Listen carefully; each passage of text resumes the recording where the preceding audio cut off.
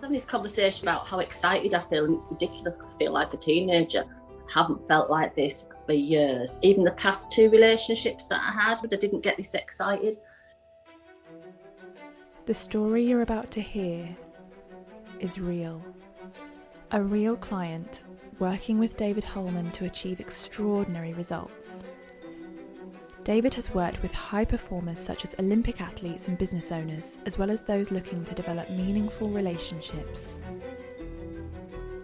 Aside from names and certain characteristics which have been changed to protect clients' confidentiality, all other details are true. This special season is brought to you by the Self-Belief Chief podcast. In the series finale, we revisit with a client who we met back in episode 1, who was struggling with heartbreak, regret and rejection, and had got herself to a point where the idea of meeting someone again was too terrifying, in that there was too much risk of pain that she didn't know whether she'd be able to be with someone again. Well, after months of working together, she got a smile on her face. She's grown magnificently in so many different areas of her life, including her career, her hobbies. She feels that she's more cared and supported by her friends than ever before. She has better relationships with her children. And in between one of our sessions, she sent an email. It was an email with some good news, and I couldn't wait to hear all about it. How was did you go on your date on Thursday? Yeah, I did. Yeah, okay. It was. Is that a good smile, or is it like? This is a good smile. Okay. When you meet I was having this conversation about how excited I feel, and it's ridiculous because I feel like a teenager. I haven't felt like this for years. Even the past 2 relationships that I had, but I didn't get this excited. It just makes me laugh and he gets me. And his humour is so like mine. But it's great because it's just, we just understand the humour. Nobody else gets it, but yeah. What sort of humour? What are you laughing about? Just when he messages, I can imagine him talking and it's making me laugh because it's just funny. Because like last night he messaged me, he said, I'm just messaging to say sleep tight. I don't know why I'm saying sleep tight because I don't think you're tight with money. And then he goes off on you see, you're laughing. I think that's really funny. And then he's going, I don't know where that's come from. I might have to Google it because it's got to be a saying, hasn't it? So then that makes me Google it. So then I messaged him back and said, it's to do with bed springs when you were younger. The beds. That makes more sense. Yeah, that makes more sense.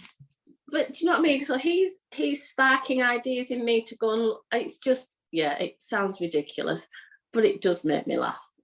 And he rings me all the time. And he was really generous when he came down. He insisted on paying for everything.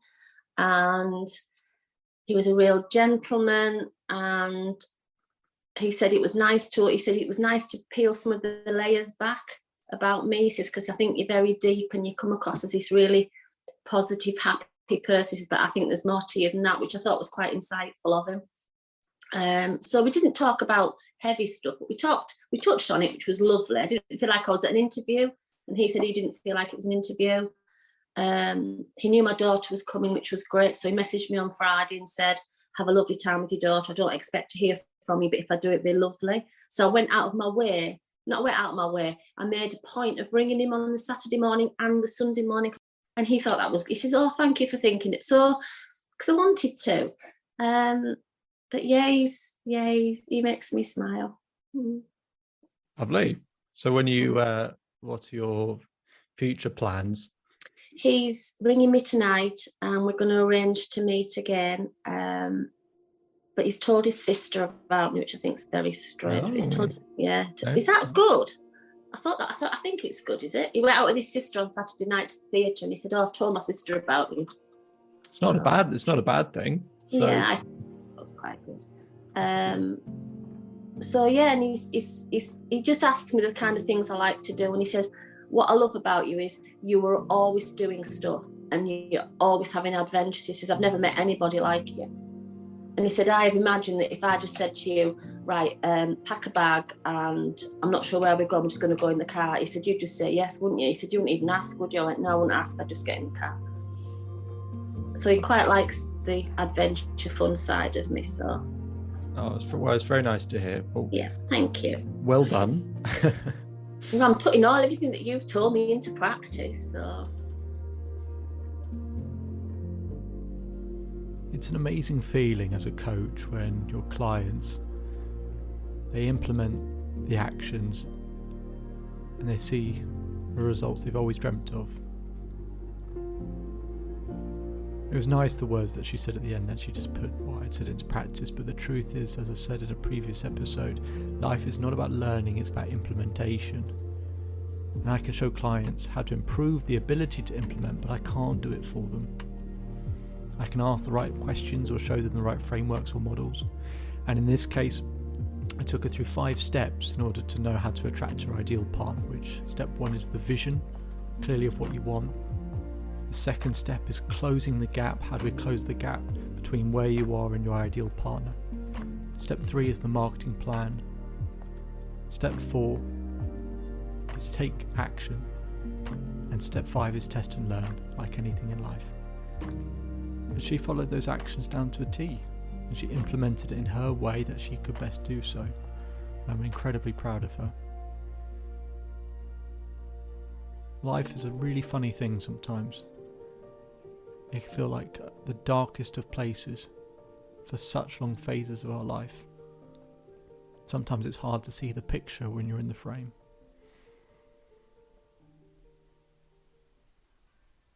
So I'm going to help you right now. What, you didn't really think we'd get through the whole series without me helping you as well? It's called How Can I Change Your Life? So let me, in the next couple minutes, plant a seed for you that will grow into something. I want you to imagine an empty chair opposite you, or you might be able to see an empty chair right now opposite you. And I want you to look at that empty chair, wherever it is, go find it and look at it. And in that empty chair, there's actually someone sat there.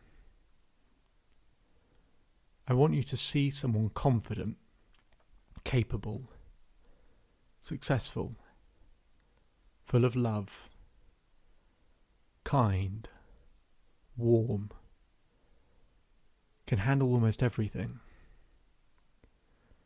They're friendly, they smile, they're gentle, they're efficient, they're productive. I want you to see them in this chair, and I want you to imagine how they're sat.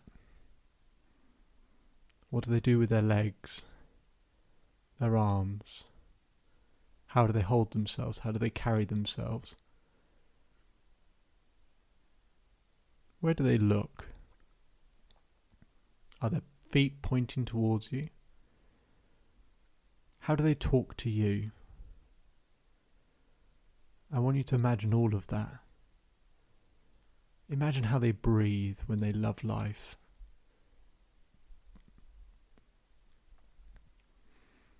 I want you to now imagine them standing up. Standing up. And again, how do they look? Someone that absolutely loves life. They have meaningful relationships. Great support. Wonderful people around them. They're a great communicator. They light up the room. They make people feel good about themselves. They as an individual feel good about themselves. I want you to imagine everything. Do they look at you? Do they stand up straight? How do they breathe? What do they do with their arms? Are they jumping? Are they spinning? Are they dancing? How do you know that they love and enjoy life? I want you to imagine all of that right now. And this is the key part. What I'd like you to now do is go and stand in that spot in front of that empty chair. and look back to where you're currently sitting. I sincerely mean do it now. Go and do it, because this will change everything. Go and stand there and look back where you were once sitting. And stand in the way that you just described that person standing. Focus on how they breathe, what they do with their arms, what they do with their body, how they move. Focus and concentrate on all of that. What do they think about? What do they focus on when they love and enjoy life? How do they treat people? Look back to where you were sitting and talk to them and give them advice about what they could change or what they could improve to really upgrade their life. How can they change their physiology and therefore the hormone balance in the body and change the biochemistry? How can they change their language? How can they be that loving, warm presence that they want to be? How can they have more love in their life?